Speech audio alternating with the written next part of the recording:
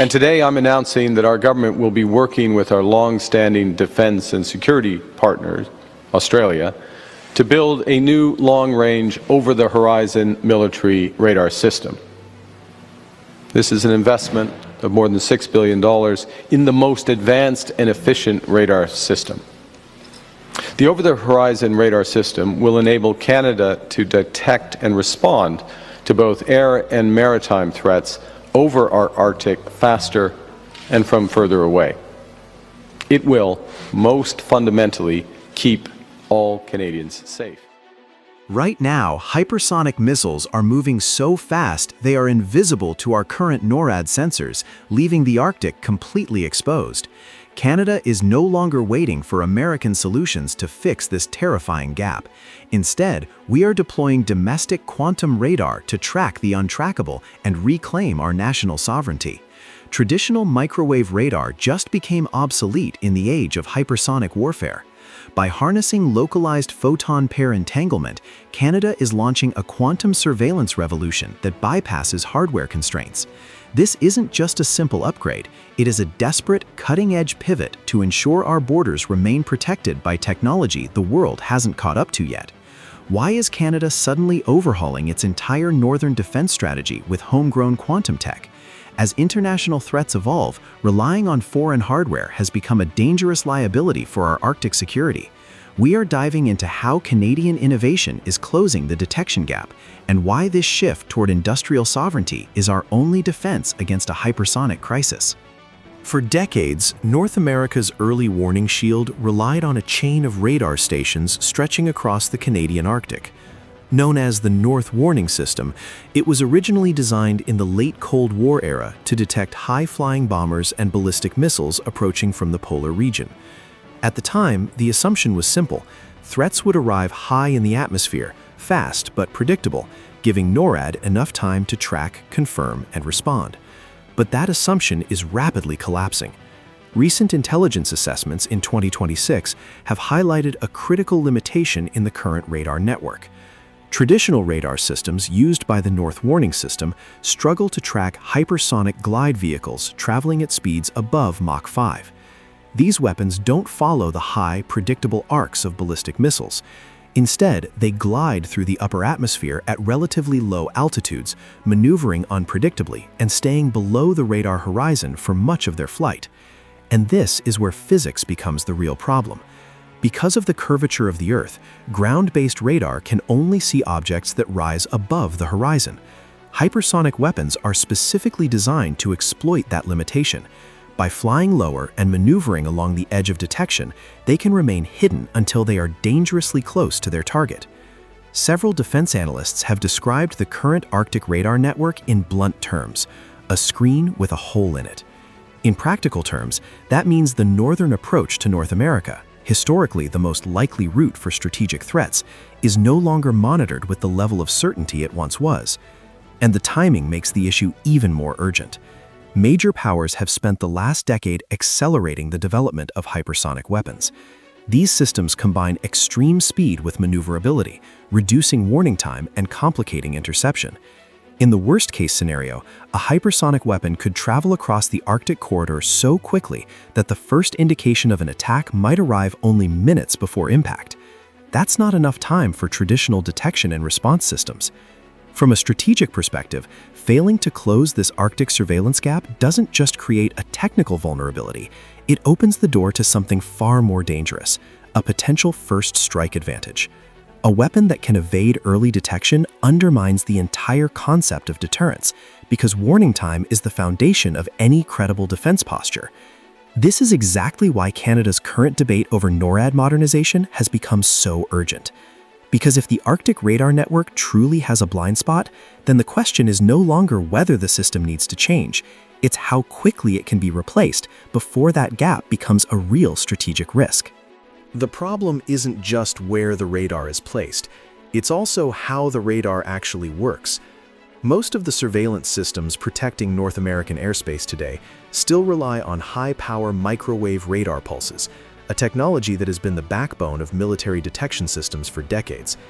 These radars transmit bursts of microwave energy, then analyze the reflections bouncing back from objects in the sky, That approach worked extremely well against traditional aircraft and ballistic missiles. But modern hypersonic weapons are built to defeat exactly that kind of detection.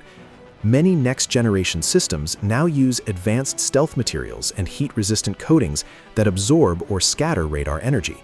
Instead of reflecting a strong signal back to the radar station, these materials reduce the radar signature to a faint or fragmented return.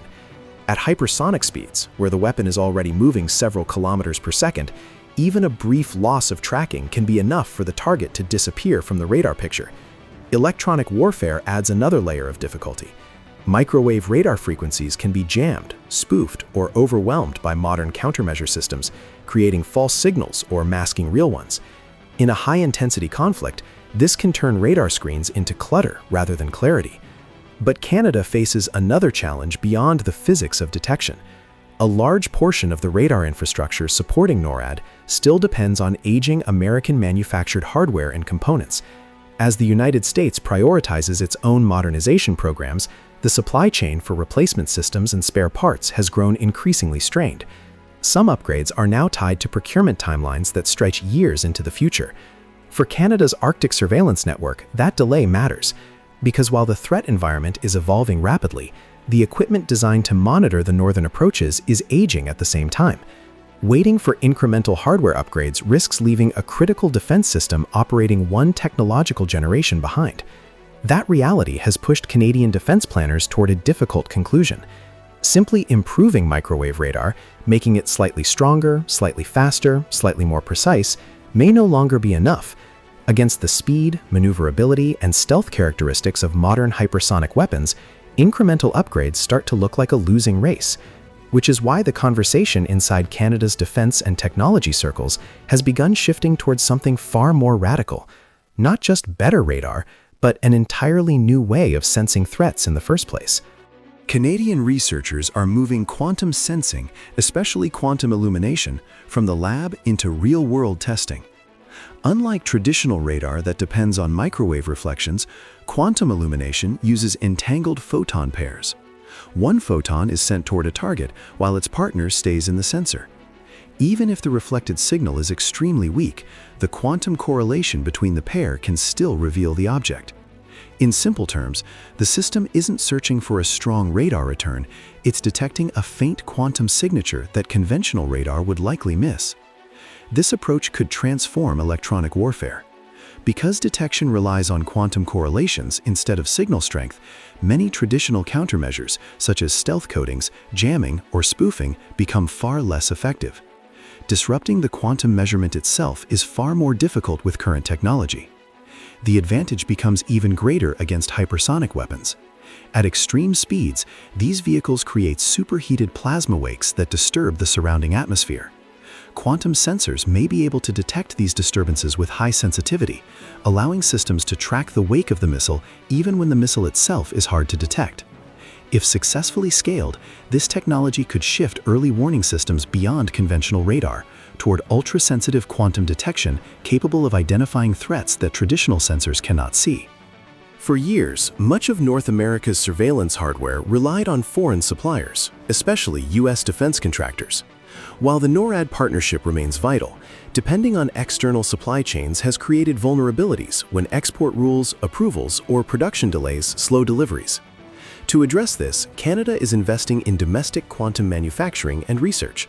The goal is simple: build the core sensing technology, software, and maintenance systems inside Canada, reducing reliance of foreign hardware and protecting critical defense infrastructure from global supply disruptions.